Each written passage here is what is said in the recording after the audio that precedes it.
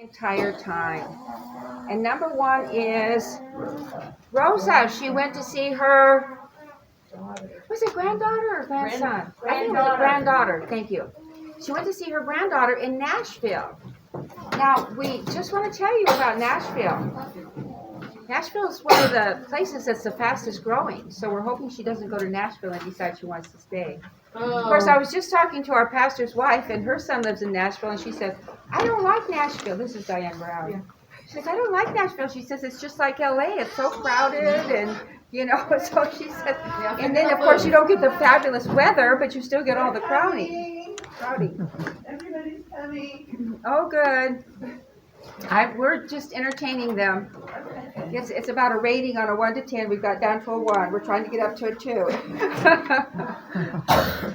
The ratings this week are not coming in good at all. Are you going to do announcements and opening prayer and No, all you're that? doing all that. No. Oh, do you know what they are? No. I know how to pray, but I don't have any announcements. Okay. Oh, well, the one announcement, Diana, Uh-huh. should be figure out when your your teachers. Teachers, yes. Yeah. Okay. Very It's good. like my class is not very many people are here, but my class is on Tuesday, and so I'm thinking, well, it's skipping me, but it's not skipping me, and so we're still getting out. I think they're getting out about 12, so I'm going to ask for the library because the teachers usually meet in the library, and they didn't this time. Okay, since there aren't very many people here, and so we'll wait just till a few more come in, I will tell you my experience this week in the class. So anyway, I was telling this story. Well, so anyway, this one little girl starts crying. And so we say, why are you crying? She says, well, because I'm scared. So she was scared of the story.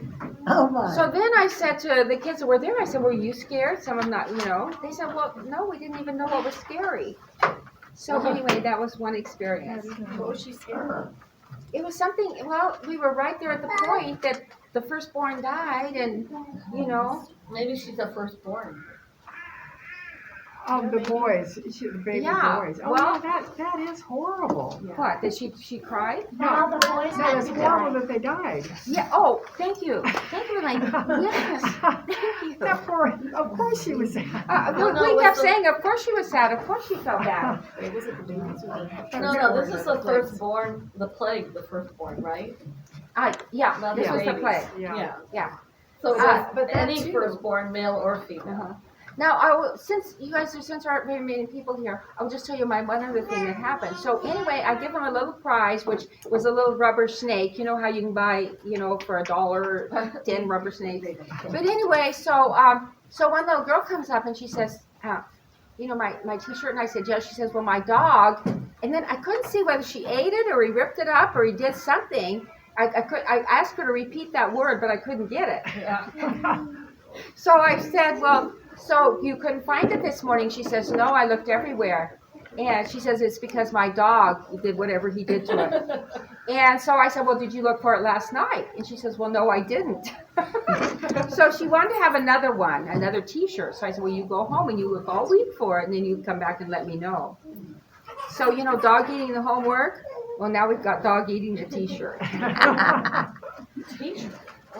I want to say one other thing, too. Do you know what? I have rules in my class that they can't do the homework and they can't eat, and et cetera.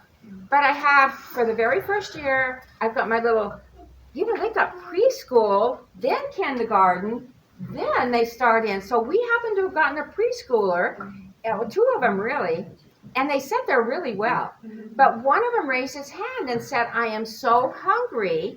And he says, I've got food that my parents gave me. So, the question was, and I'm thinking, here, they gave him food because he's hungry. Am I going to say, no, you can't eat it? I mean, one little boy can concentrate when they're hungry and thinking about the food that they know they've got. So I said, well, just go get your lunch pail. Well, he opened it. It was very quiet. And so we ate whatever it was. And then I'm teaching the story, and all of a sudden he's standing right here holding his little orange up to me and said, "Would you peel this?" And so I said, "Well, you know what, if you can't peel it," well, so then he was sitting by a 5th grade boy, David, who's just, some of these kids come from these Christian parents, they are so nice. So I saw David there. First I was going to say to David, "Well, no, you can't." And then I thought, well, why? David did it. So I just want to say that when we have these rules, they're good, but being merciful and gracious, and so, have mercy when, And slow to anger, that's the hard one. well, yeah. In fact, I've got 2 sets of homeschoolers. So when somebody says, "Can I have a treat for my little brother or sister?" I always say yes if they come to class. Then you don't have to say no. See, you don't say no, you say yes if they come to class. And of course, they're not there, so the answer really was no. But I never say no. So then, though, I have these 2 homeschoolers. Well, they have these little brothers and sisters that are just 3.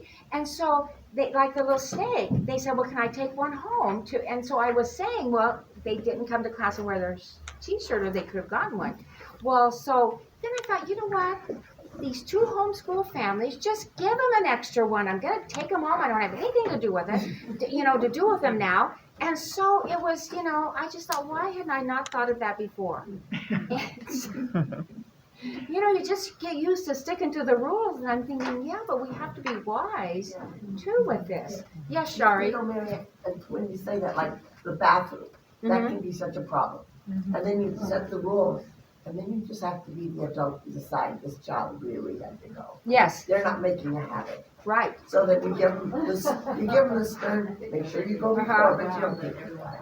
Right, I kind of had a problem with several of them going, but these little kids, for some reason, the littlest ones are the ones that when they say they have to go, They have let them go. yeah, we don't want an accident. We do not want to have them said, "Can I go?" and we stop them. That's when we really be in deep doggy Yeah, doo-doo, talking about we never stop doo-doo. them, but it's about taking the tag.